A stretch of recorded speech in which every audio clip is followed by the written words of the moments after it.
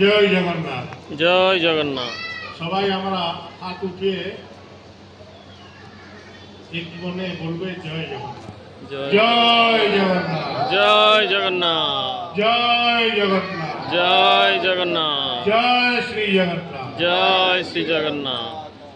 নীলাচল নিবাসায় নিত্যায় পরমাত্মে বলভদ্র সুভদ্রাভ্যাং জগন্নাথায় নমঃ। জয় জগন্নাথ। প্রথমে আমার প্রতিষ্ঠাতা স্বামী গুরু প্রণবানন্দজি মহারাজ চরণারবিন্দের প্রণাম। ভারত সেবা সঙ্গে শতবার্ষিক উৎসব এই বর্ষ হবে।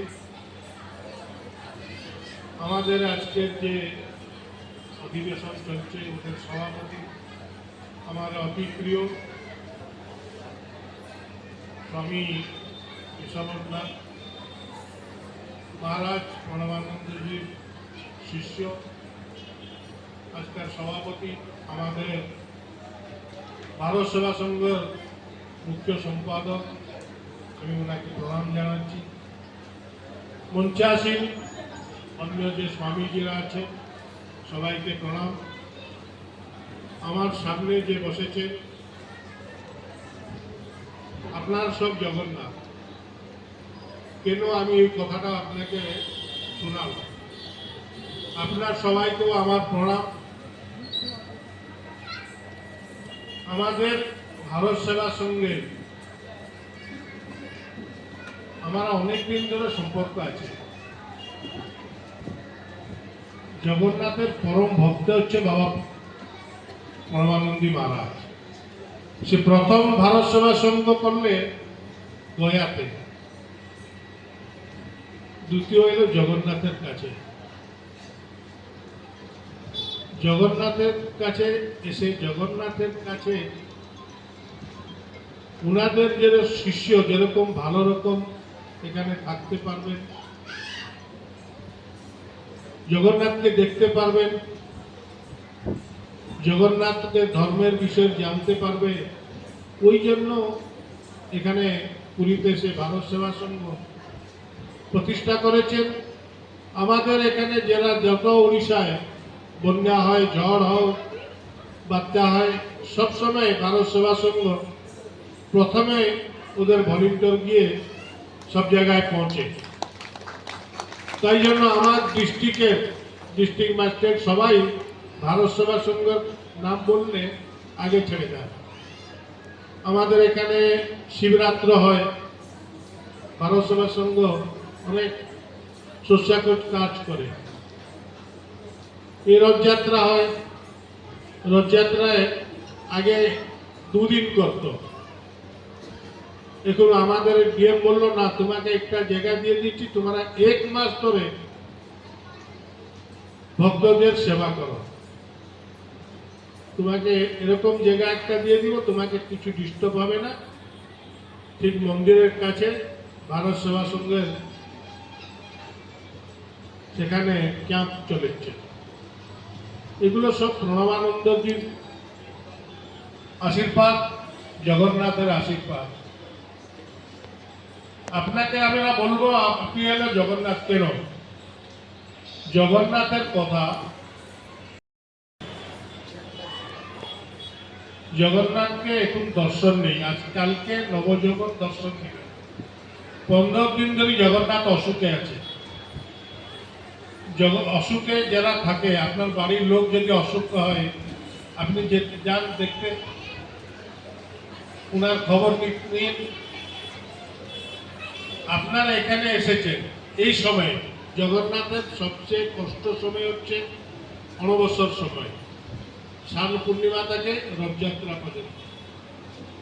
আপনি সব এখানে ভারত সেবার সঙ্গে এসে জগন্নাথের কথা শুনছে, আপনারা হচ্ছে ভাগ্যবান।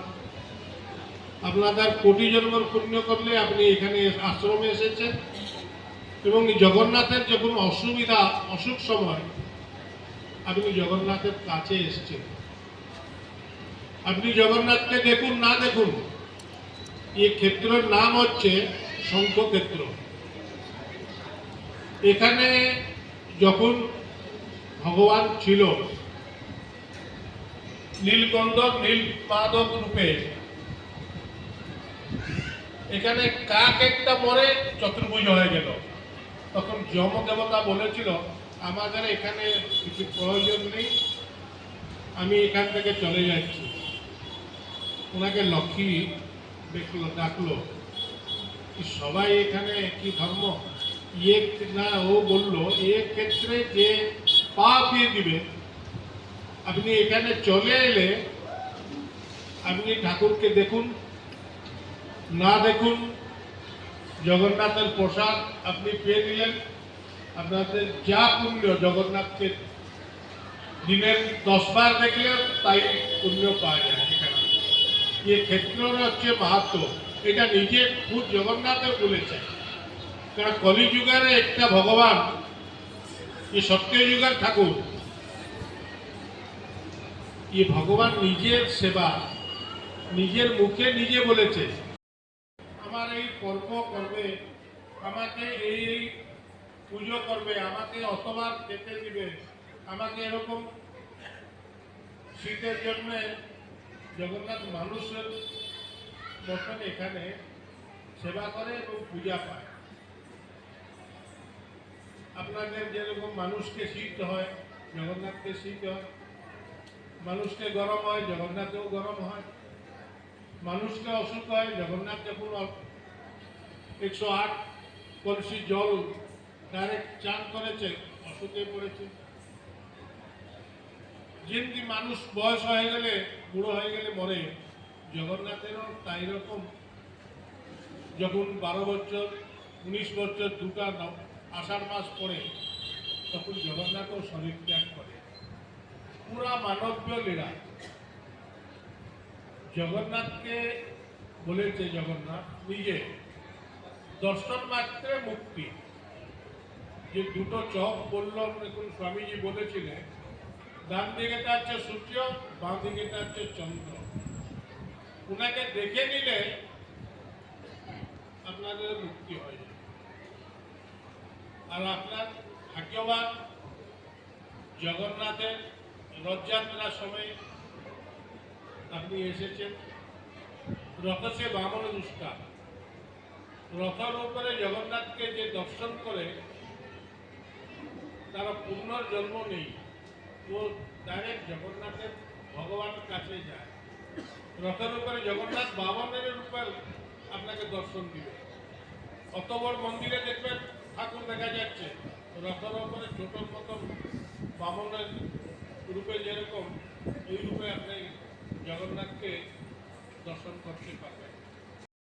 ধাম আছে, কলিযুগের ধাম হচ্ছে জগন্নাথ ধাম। আপনাদের জগন্নাথের কথা, জগন্নাথের আমাদের স্বামীজি যে করেছে, এখানে স্কুল করেছে, কলেজ করে, অনেকগুলো কাজ করছে। যে এগুলো করেছে, জগন্নাথের ওনার প্রতি আশীর্বাদ না থাকলে পুরীতে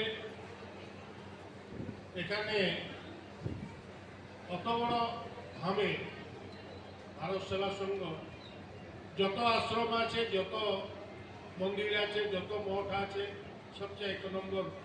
সবাই বলে কেন, ওনাদের যে সেবা কেউ দিতে পারে না।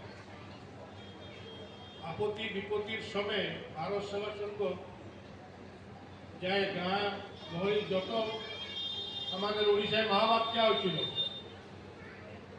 ভারত সেবা সংঘ গিয়ে পৌঁছেছে। ওইটা নিশ্চিতভাবে যে উদ্দেশ্য রক্ষে আমাদের গুরুজি পরমানন্দ মহারাজ এটাকে প্রতিষ্ঠা করেছিল, আমাদের স্বামীজি বিশ্ববানন্দ মহারাজ ওনাকে পালন করে এরকম ভালো রকম চালাচ্ছে। ওইটা জগন্নাথের ইচ্ছা।